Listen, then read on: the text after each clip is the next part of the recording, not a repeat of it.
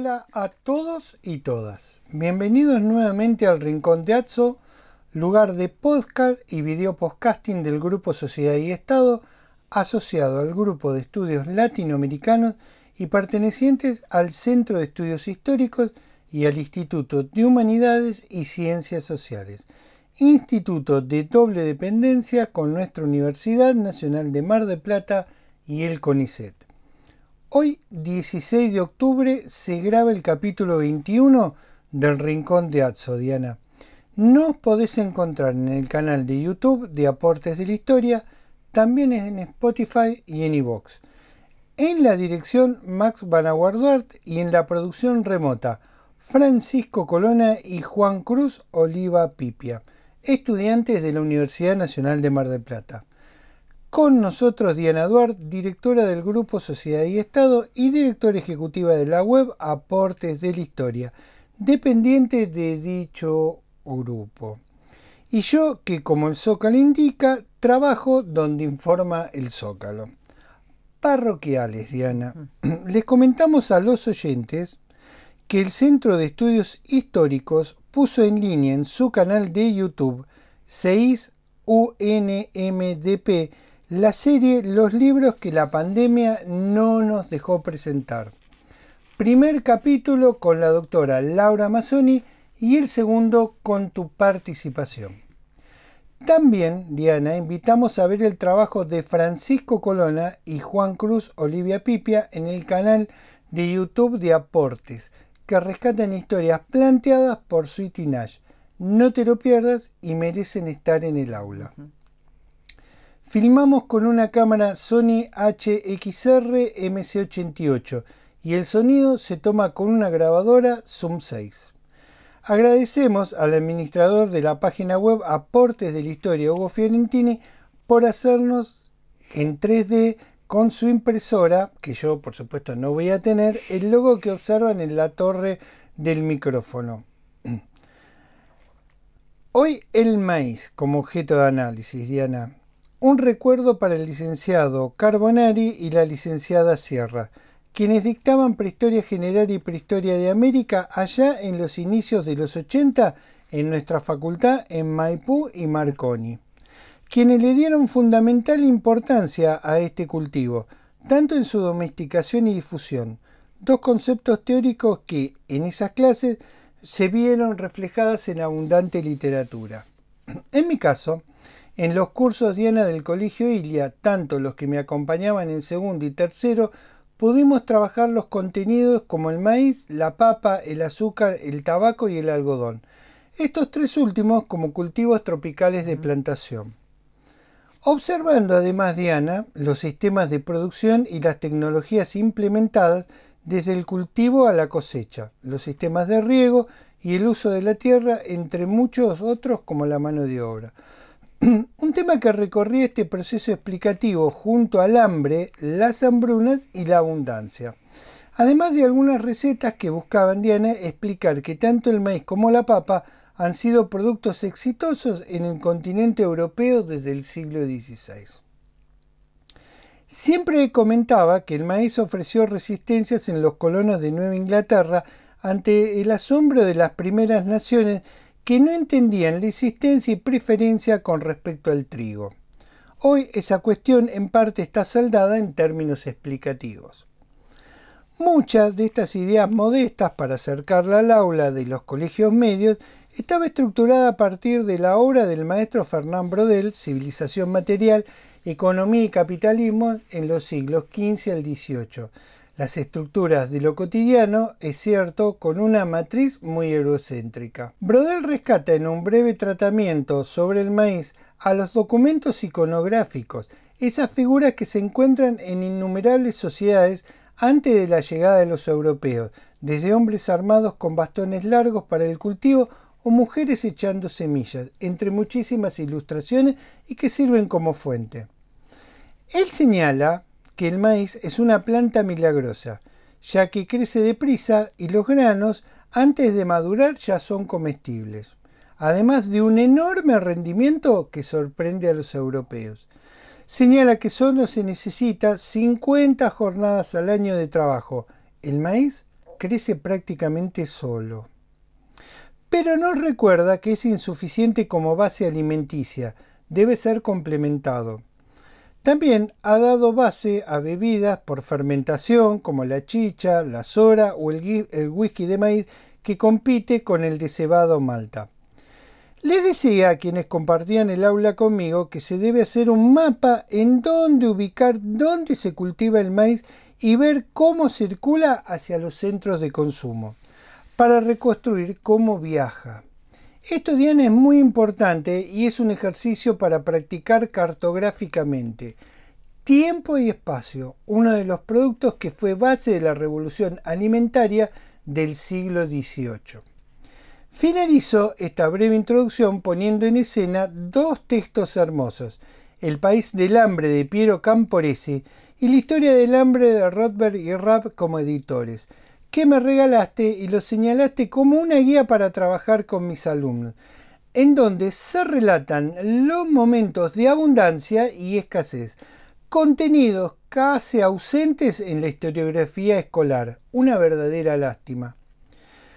Porque olvida, Diana, una tradición historiográfica planteada tanto por Georges Roudet y que tanta trascendencia ha tenido en la historiografía latinoamericana para explicar las rebeliones en el mundo colonial y de las independencias, sin olvidar, por supuesto, a Edward Palmer Thompson. Bueno, te cedo a vos la palabra. Bueno, antes de comenzar, noto un pequeño cambio. No están los auriculares. No. Vemos que estamos con otro batielemento. ¿Qué pasó? ¿Qué Bueno, estamos usando? Una historia en un minuto porque, digamos, no se hizo público. Ustedes saben que a mí me operaron, festejamos acá con Ñeñi la operación, pero bueno, el implante lo rechacé. Ahora sí que puedo decir que se me salió un tornillo. Y bueno, tengo que esperar, digamos, otro implante. Y hasta tanto, Vamos a utilizar. llegue ese implante, me colocaron una vinchita, que es esta que ustedes ven acá, una vincha, y ahí coloco el procesador, que es el aparato que está haciendo ruidos raros ahora. Sí, de acople. De acople que se siente, así que les pido perdón a los oyentes, pero bueno, estoy aprendiendo. Una nueva adaptación. Exactamente. Bueno. Estoy como los chiquitos, viste, que los llevan a adoptar al jardín. Adaptación. De a una hora por día. Sí. Bueno. Gracias por la introducción. Y sí, hoy vamos a maíz. Pero focalizándonos un poco sobre el recorrido y las observaciones que hace Arturo Warman, sí, en este texto que se llama La historia de un bastardo, maíz y capitalismo. Hay muchos puntos ceros de lectura donde uno puede abordar al maíz. Nosotros elegimos este punto cero más los textos que yo cité. Es muy interesante y ahora vamos a referirnos por qué, pero para señalar alguna nota biográfica de Arturo Warman, ¿no? Dale, porque bueno, Brodel, Roudet son más conocidos. Arturo Warman es mexicano, es un enólogo mexicano, ¿no? Que obtiene su maestría en la Universidad Autónoma de México y luego va a obtener su doctorado en antropología social en la Universidad Iberoamericana. No solamente es enólogo, antropólogo, sino también político, intelectual y político, miembro del PRI en México. Sí. Y fue durante la presidencia de Ernesto Zedillo, que es el que va a suceder a Salinas de Gortari. Sí, va a ser procurador de asuntos indígenas y aparte va a ser secretario de Agricultura, Ganadería y Desarrollo Rural. O sea, es un individuo que no solamente reflexiona sobre cuestiones teóricas y metodológicas del campo humanístico y de las ciencias sociales, sino que también es un hombre que está vinculado al acervo político. Falleció en el 2003 a los 66 años, un hombre relativamente joven. Y es hermano de otro Warman, que es un conocidísimo folclorista mexicano. Este libro, la verdad, lo crucé accidentalmente hace muchos años en un viaje. Tuve la posibilidad de visitar el local de Fondo de Cultura en San José, Fondo de Cultura Económica en San José de Costa Rica, que es como una especie de paraíso para los que podemos gastar fortunas en libros. Sí. Y estaba ahí de una manera preponderante sobre, si bien es un libro del año 88, yo lo adquirí 7 años más tarde.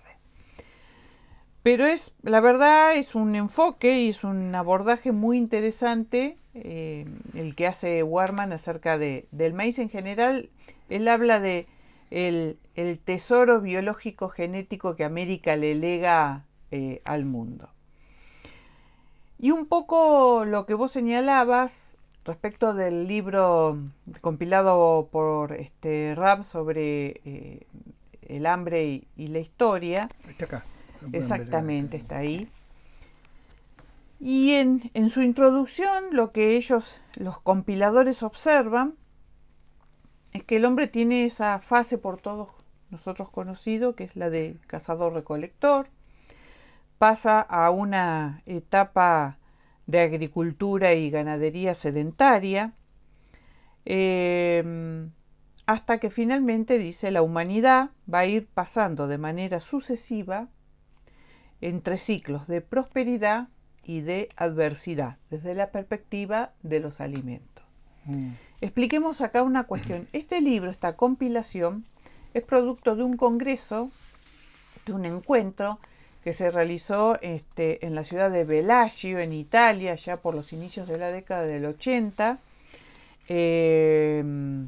financiado por el mecenazgo de la Fundación Rockefeller para las Ciencias Sociales y Humanas, del cual participaron. Fue un encuentro multidisciplinario porque había médicos, historiadores, antropólogos, bioquímicos, bromatólogos, epidemiólogos, nutricionistas. O sea, es un trabajo que va y vuelve un poco en el tiempo. Por supuesto, sus acentos están focalizados sobre aspectos del complejo biológico en la alimentación y en lo que tiene que ver sobre las bases nutrientes y nutricionales del hombre.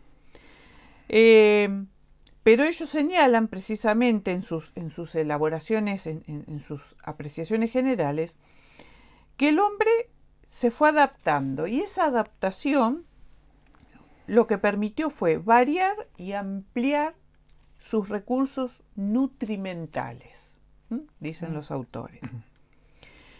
Y dejan como consejo: los historiadores deben valorar el efecto de las enfermedades carenciales o la desnutrición encubierta en los acontecimientos sociales o políticos. Dos grandes temas también aislados de la historiografía escolar. Y ahí sí se puede anudar con lo de Roudet y se puede anudar con lo de Thompson, ¿no? Especialmente con ese siempre tan clásico trabajo que es la economía moral de Thompson.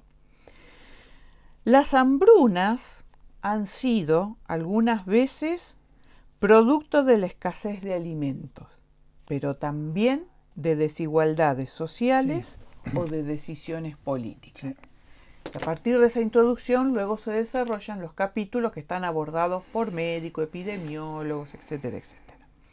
Perdóname, vos sabés que hay un artículo muy interesante que potencia la tesis de Labrousse sobre la crisis en la agricultura previa a la Revolución Francesa, donde hablaba de ciclos, interciclos, cadena de ciclos, en ese análisis económico, y ahí lo complementa con el análisis epidemiológico. Disculpame que te interrumpí, Diana. Bien. Entonces, me pareció oportuno, ya que es un texto más técnico, si bien necesita de la historia, el de la nutrición, y ahí encuadrar un poco las observaciones de Arturo Warman. Warman sostiene que América le lega múltiples tesoros al mundo de la época, ¿no? Ya no solamente a Europa, lo extiende. Sí.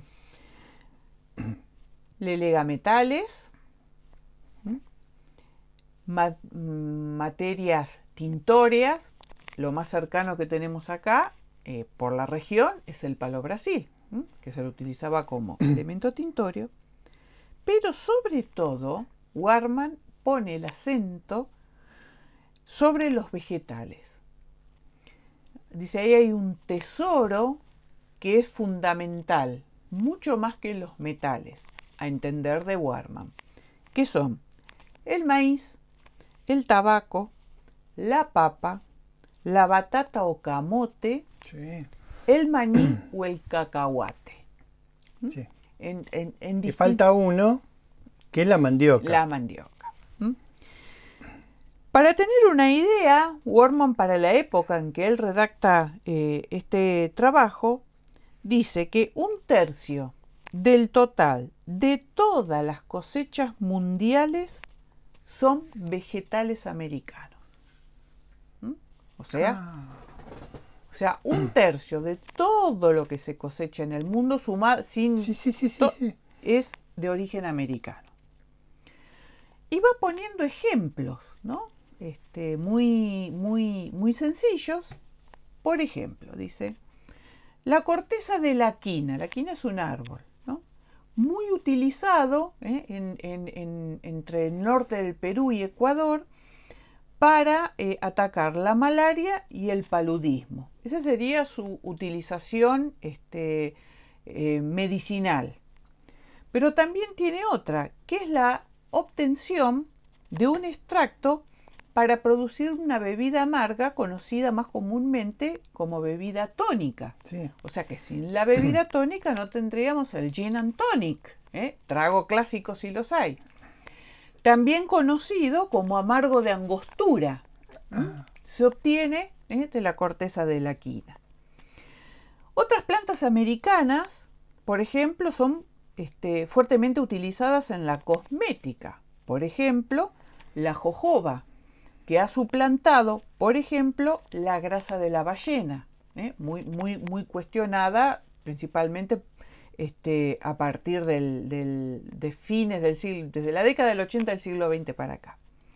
En el caso de la farmacopea, la cortisona se obtiene de una planta que se conoce como Discorea mexicana. Los que hemos tenido algún padecimiento asmático sabemos que la cortisona es un personaje, es una salvación en nuestra vida.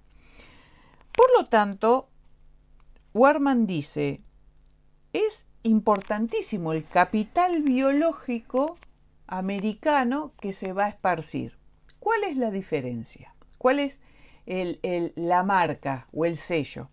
Que los europeos lo único que hicieron fue sistematizar las aplicaciones que hacían curanderos, sacerdotes, adivinos, hasta y después de la llegada de Colón, de la conquista castellana.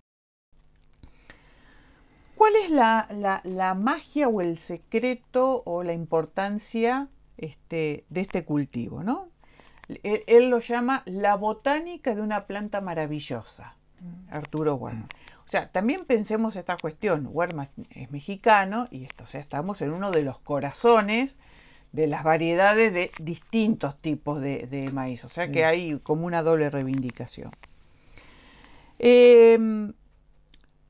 Para la época, en 1591, hay un médico sevillano, Cárdenas, que escribe un tratado que se llama Problemas y secretos maravillosos de la India.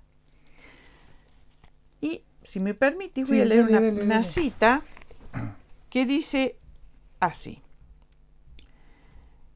Que Juan de Cárdenas, desde el siglo XVI, nos guía en la explicación del reconocimiento universal del maíz.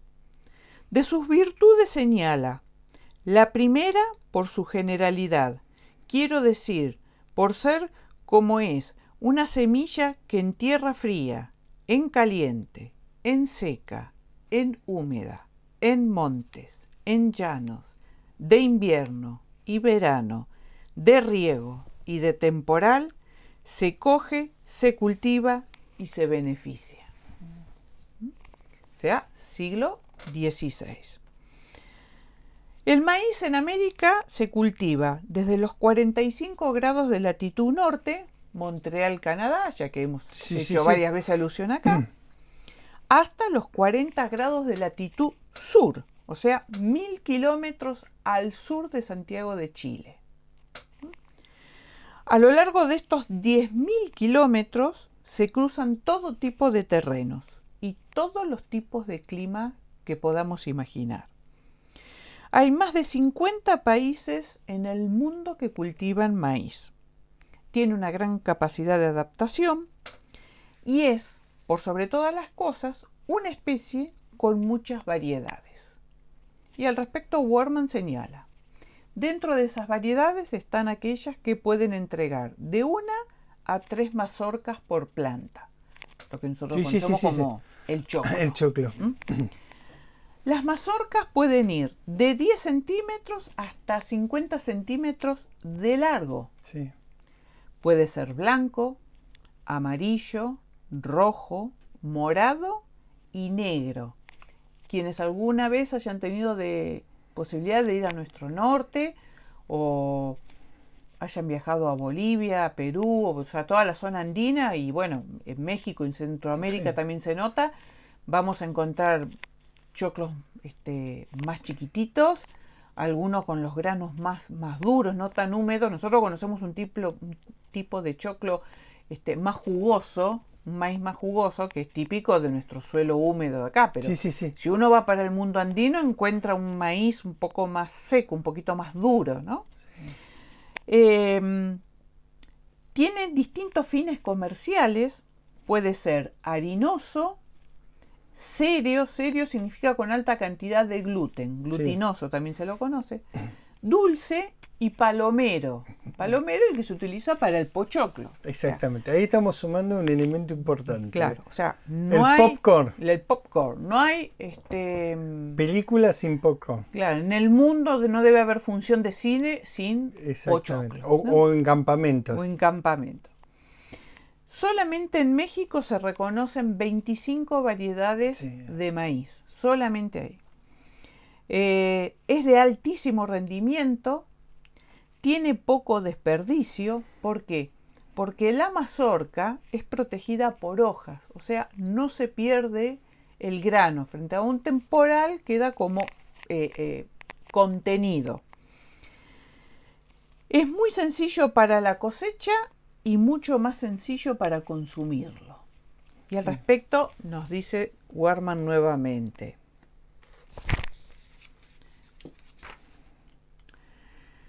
lo tercero, por la facilidad y presteza con que se amansa y sazona, pues vemos y sabemos del trigo que es menester a echarle, molerlo, cernirlo, amasarlo y después leudarlo, y cocerlo y aún dejarlo de un día para el otro, para mejor y con menos daño poderlo comer, echándole sal, levadura, agua caliente y buscándole horno muy templado y apropiado según la cantidad de pan que se amasa. Nada de esto ha menester el maíz.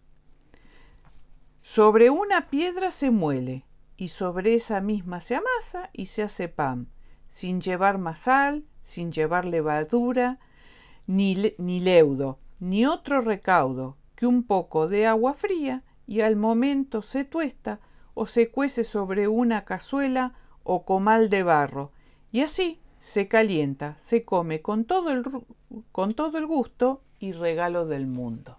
¿Ese es un poema? No, es una cita de Cárdenas, de este médico sevillano, ¿no? Que va observando, o sea que muy bien no le debe haber ido porque lo pone en un rango al trigo desventajoso respecto del maíz. Se usa prácticamente todo. La caña, cuando se seca se utiliza como material de construcción. Sí. Junto con adobe se hacen paredes, se hacen Muchas viviendas. veces algo de azúcar se puede sacar y bueno, de ahí se deriva el jugo. Exacto, el jugo espirituoso. Sí. También se lo utiliza para la fabricación, la caña se utiliza para fabricación de papel. Sí. Las brácteas son las hojas que envuelve al maslo. Nosotros le decimos hojas, se llaman brácteas. Se utiliza como forraje para los animales, pero también se utiliza para envolver los alimentos. Caso, los tamales. Sí. O en nuestro territorio la humita en chala, que se consume en el norte. El maslo se utiliza como leña, como combustible, una vez que se despoja el grano. Y finalmente, su fermentación permite la obtención de la chicha, que es una bebida con alta graduación fuerte, alcohólica. Como la soda que nombré, que también pega. Sí. Bien. En la actualidad, por poner un ejemplo, en Estados Unidos, su almacenamiento y su cultivo se lo considera como un alimento estratégico para la población de los Estados Unidos. O sea, hay depósitos públicos, más que de trigo, de maíz acumulado por estas cuestiones que tienen, ¿no?, en el norte de alguna confabulación, entonces no tener a la población privada de alimentos.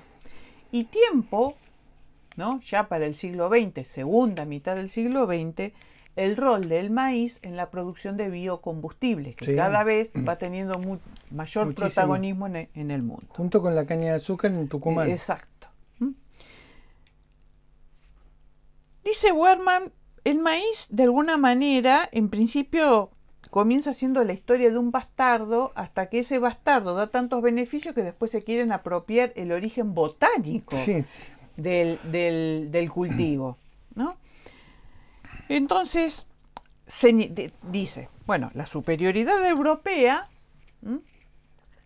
aplicada a la naturaleza, por lo que el trigo era considerado un cereal mucho más importante que el maíz. O sea, por una cuestión etnocéntrica, lo trasladábamos a la botánica. El nombre del maíz, Werman dice, bueno, el origen de las plantas se puede llegar por distintas vías, por investigaciones arqueológicas, por investigaciones lingüísticas, por el derrotero de su difusión y por el estudio propiamente biológico-botánico, ¿no? Que es lo que permite a través del ADN de las plantas y de los estudios paleobotánicos se puede hacer un rastreo hacia atrás y saber el origen de los cultivos.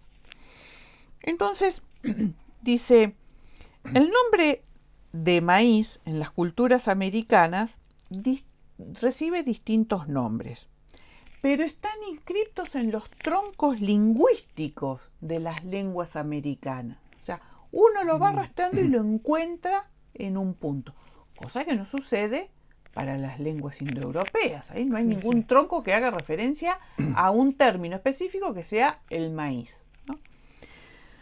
Fuera de América, recibió nombres genéricos o vinculados a otros lugares, ¿no?, o comparándolo con otros cereales. Esto es algo muy típico, esto se ha analizado mucho en los trabajos de historia cultural, en donde cuando se descubre y conquista América, ¿cómo designás lo que vas viendo? Ya sea flora, fauna y los espacios.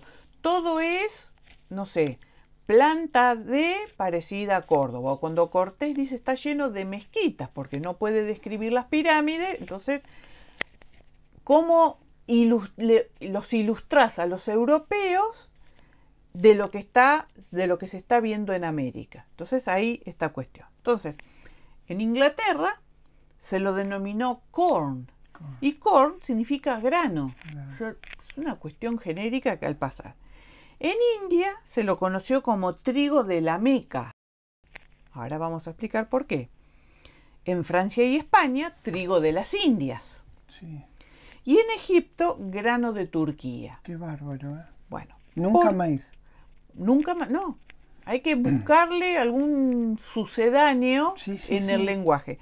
¿Por qué lo de la Meca y por qué lo de Turquía? Y Werman dice porque tanto lo turco como la meca a lo que quieren señalar es la noción de lo extranjero, lo raro, lo exótico. O sea, para el mundo europeo, ¿qué era lo extranjero? Lo que venía del mundo musulmán. Entonces, no lo homologaban los únicos, los españoles y los franceses, que le pusieron trigo de Indias, ¿no? Pero no deja de utilizarse siempre algo que los individuos reconocían, el vulgo, vamos a decir, podía reconocer. Tan importante fue el maíz en la dieta que, por ejemplo, en el siglo XIX en Europa quiso buscarse el origen europeo del maíz.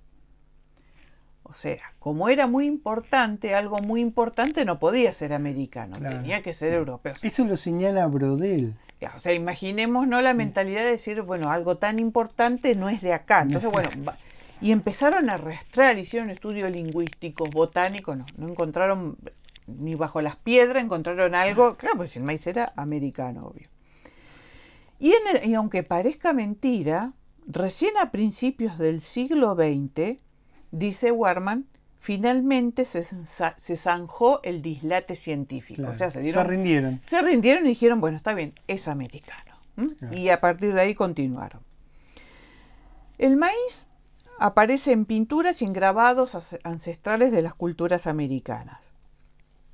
A mediados del siglo XX se realizaron extensas excavaciones antropológicos arqueológicas, tanto en Centroamérica como en México y Centroméxico, que permitieron datar a través de carbono 14 unos 3.000 años antes de nuestra era la utilización, el consumo del maíz. Y acá vaya un recuerdo a la dedicatoria, claro, que vos hiciste al principio, porque tanto el licenciado Carbonari como la licenciada Sierra, si había... Eran muy minuciosos y muy perillosos. Si había dos unidades ásperas para estudiar y para probar americana precolombina, era el tema del maíz.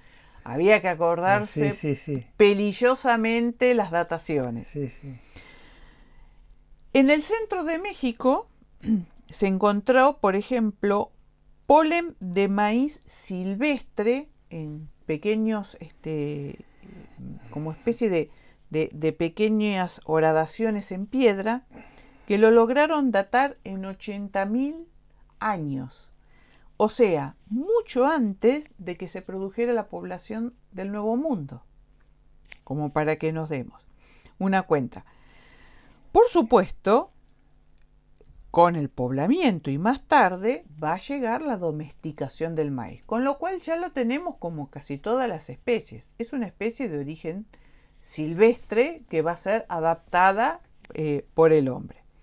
Las excavaciones más importantes fueron las de Mannheim y la de Mangeldorf, ¿no? Que descubrieron en depósitos maíz, frijoles, calabazas, aguacates, chiles y zapotes. Todo eso yuca, camote y jicama. Bien. Así nos hacía repetir Carbonari. Con los deditos en alto. Sí. A ver si quedaba grabado.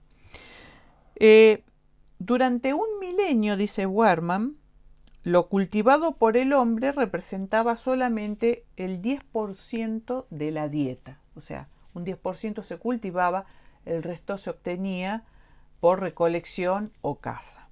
Pero acá estamos con el tema vegetales.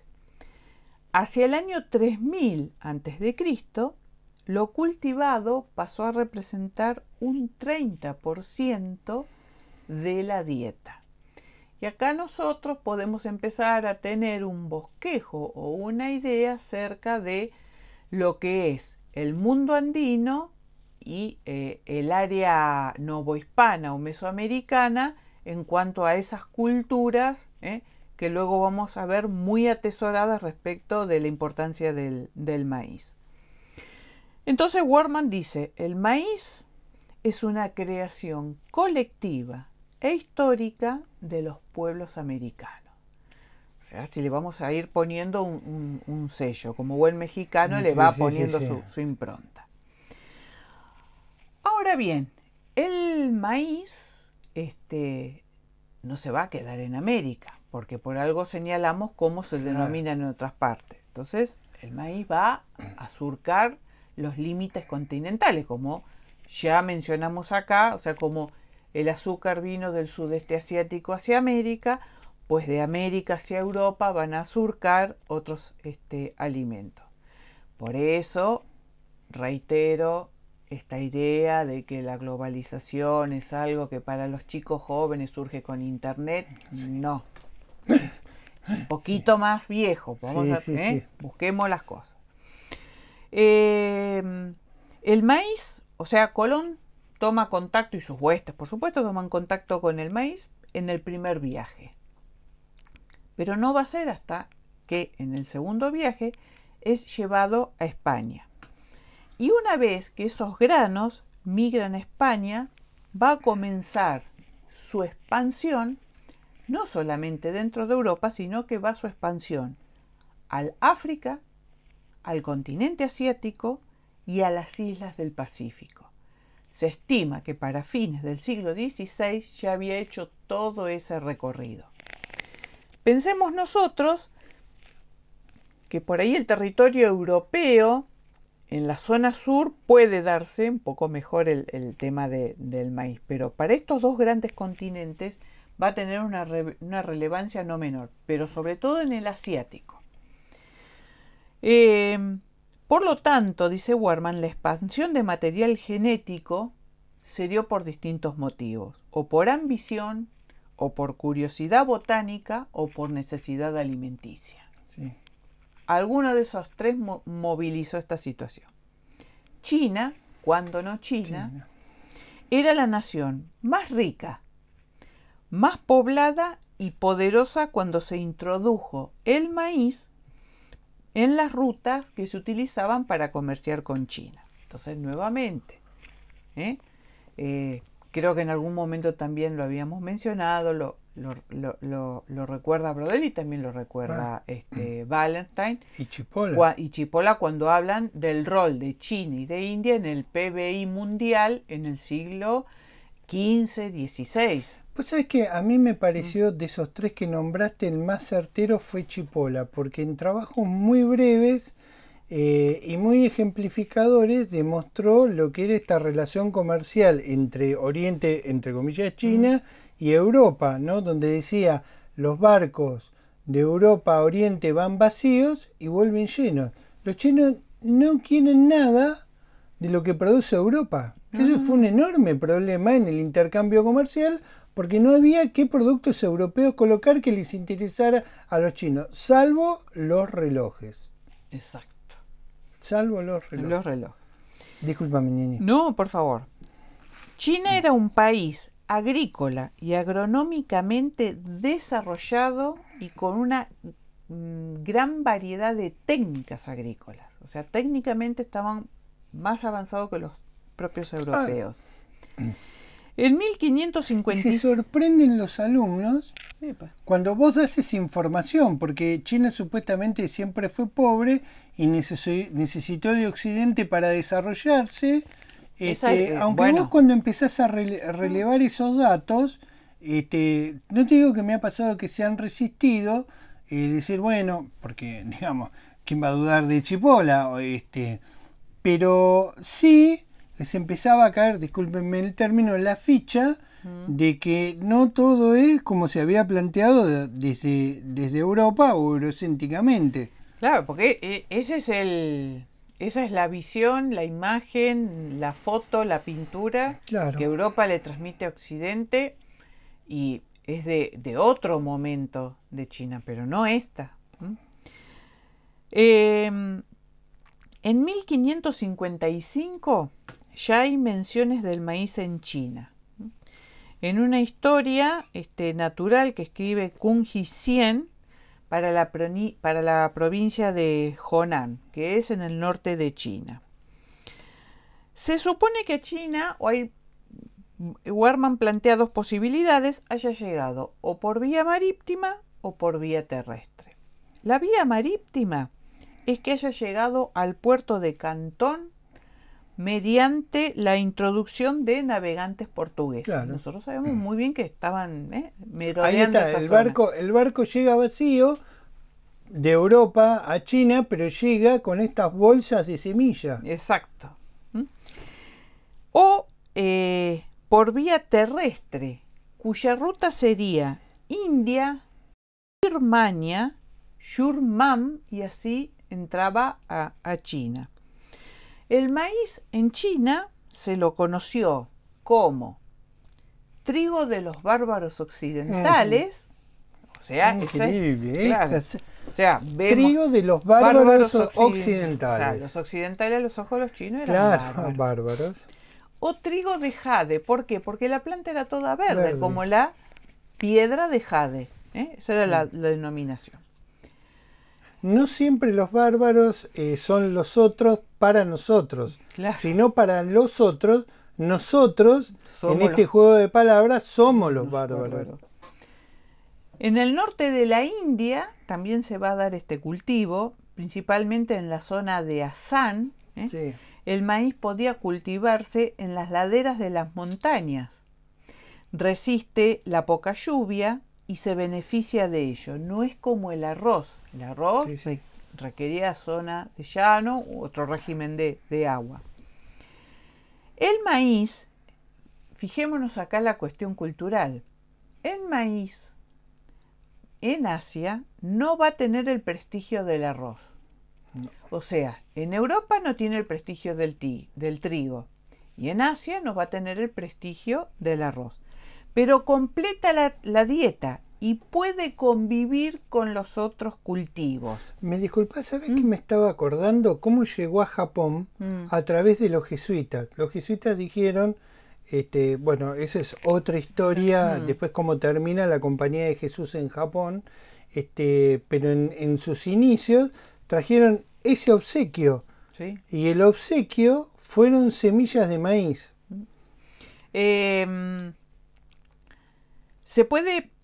Se cultiva desde las estribaciones sur del Himalaya hasta Afganistán. Y se supone que entró a la India vía marítima por los puertos del sur de India mediante navegantes portugueses otra vez. El maíz no llegó solo a China, llegó acompañado de otros parientes americanos, como el cacahuate y el camote, o sea, la batata. El cacahuate, el maní, quienes conocen un poquito de cocina oriental, es fundamental la utilización del aceite de maní y el maní en la cocina oriental. Y el camote, la batata, aunque parezca mentira, fue fundamental, pues cubrió las necesidades alimenticias en los años de mala cosecha de arroz. O sea, cuando fallaba la cosecha de arroz se alimentaban con batata. Para que tengamos una idea. Y el cacahuate no es un tema menor. ¿Por qué? Porque el maní puede crecer en terrenos áridos. De hecho, por ejemplo, en la actualidad Argentina es el cuarto productor mundial de maní, ¿no? ¿Y en qué zona se da? En el norte de Córdoba, en la zona esa que comienza a volverse árida, hacia cuando uno va hacia Santiago del Estero. Pues bien, en China fue fantástica esta oportunidad. ¿Por qué? Porque podían utilizar los terrenos más áridos, más arcillosos para el cultivo del maní. Y acá hay una cuestión. El maíz, en un principio en China, era destinado como alimento para aquellas poblaciones no chinas desde lo étnico, pero que estaban dominados por los chinos. O sea, esas poblaciones sometidas se las alimentaba con maíz y a las poblaciones chinas se las alimentaba con arroz. Por supuesto, en épocas de escasez se comía lo que mejor quedaba a mano, la batata. Los productos americanos eran cultivados en las tierras marginales por su calidad, pero se constituyeron en alimentos de reserva. O sea, América se migran alimentos americanos que se van a terminar convirtiendo en reserva estratégica en situaciones de hambruna en Asia. El derrotero, la verdad, es fantástico. El maíz no solamente es llevado al continente asiático, sino que también va a hacer su llegada a África. Y podríamos suponer que va a tener una adaptación también, un lugar con una variedad de climas muy interesante. Tanto en ambos lugares podemos encontrar zonas de humedad y de alto calor, pero como dijimos al principio, es una planta cuya variedad se adapta a distintas latitudes y a distintos climas. Entre 1535 y 1550 son introducidas las primeras semillas de maíz por un piloto, por un marino, del cual desconocemos su nombre, pero sabemos que es de origen portugués, en las islas del Cabo Verde. Estación, si las hay, bueno, precisamente en las islas de Cabo Verde fue una de las primeras experiencias para el cultivo de la caña de azúcar, cuando vienen en su derrotero oriente-occidente. Y se lo denomina Milo de Mazorca. Milo en portugués significa grano también. O sea, volvemos al corn de los ingleses. En 1550 ya logra afincarse en la costa occidental de África y se lo va a conocer como grano de los portugueses. O sea, siguen siendo los portugueses los difusores del maíz para ambos continentes. La introducción del maíz tuvo éxito y se dio ¿por qué? Porque los cereales europeos no se adaptaron al continente africano. O sea, los cereales de trigo duro, cebada, centeno, trigo, tienen otra lógica y requieren más de frío y no se adaptan a los climas, por lo menos de la costa occidental africana. El maíz se adaptó muy bien, servía como alimento de esclavos, pero también para los propios africanos libres. La planta, se sabe, fue llevada desde las Antillas españolas a la costa occidental africana. El maíz se convirtió en un cultivo comercial en las costas africanas que fue manejado también por los propios intermediarios del tráfico esclavista. O sea, los africanos que hacían de intermediario, que sostenían sus vínculos con esclavistas portugueses y holandeses, eran también los que manejaban los intercambios y el cultivo del maíz. O sea, pensándolo, tenían monopolio de dos cuestiones no menores. Y por supuesto, en el tráfico esclavista del viaje que se realizaba entre África y América, la reserva de alimento también comienza a computarse en granos de maíz. O sea, alimento para alimento originario de los propios americanos, alimento complementario de los europeos que se afincan en Europa. Va a ser reserva de alimento estratégico para los chinos, en el caso de la India. En un segundo lugar, porque era alimento para las poblaciones no chinas. Siempre vamos a ver que esta denominación de bastardo para los europeos era menos importante que el trigo, para los asiáticos era menos importante que el arroz. Pero resulta que siempre terminó siendo el complemento necesario y urgente para estas culturas. Y en el caso de los ingleses y de los ingleses en las experiencias de América del Norte, nosotros sabemos muy bien que en esa experiencia de Nueva Inglaterra que estuvo al borde del fracaso, por hambruna, la subsistencia se va a dar ¿por qué? Se va a dar nada más ni nada menos porque los europeos mimetizaron su dieta, la que veían, que observaban las naciones originarias. Claro. Entonces, ese es el Día de Acción de Gracias. Entonces, cuando ellos, ¿qué están comiendo para esa época? Maíz asado, lo complementan con pescado. Y eso es lo que le permite, más la papa, es lo que le permite la tasa de sobrevida.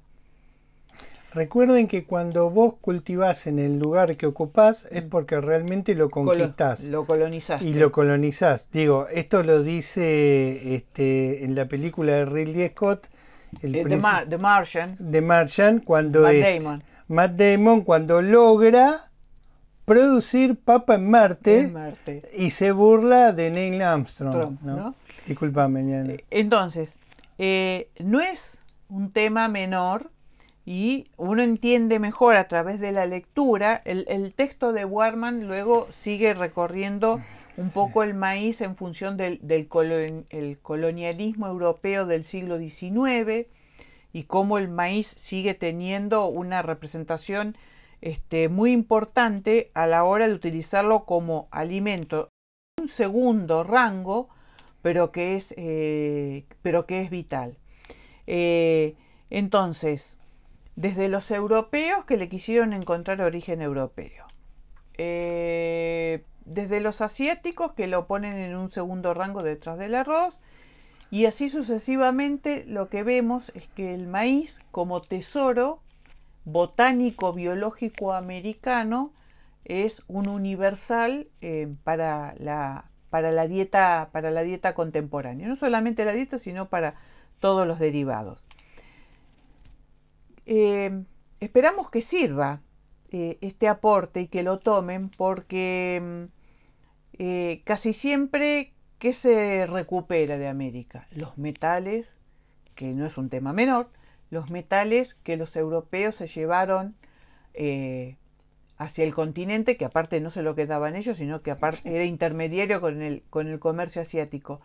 Pero me refiero, siempre queda esta cuestión que retumba, que es la plata y el oro, la plata y el oro. Pero como yo a veces le decía a los chicos hace muchos años, le digo, la plata y el oro es fundamental, pero no se mastica. Le digo, cuando hay hambre, hay hambre. Y yo creo que el maíz acompaña de alguna manera al otro gran cultivo, que es la papa, con tu famosa y célebre frase, la papa salvó a Europa. ¿No?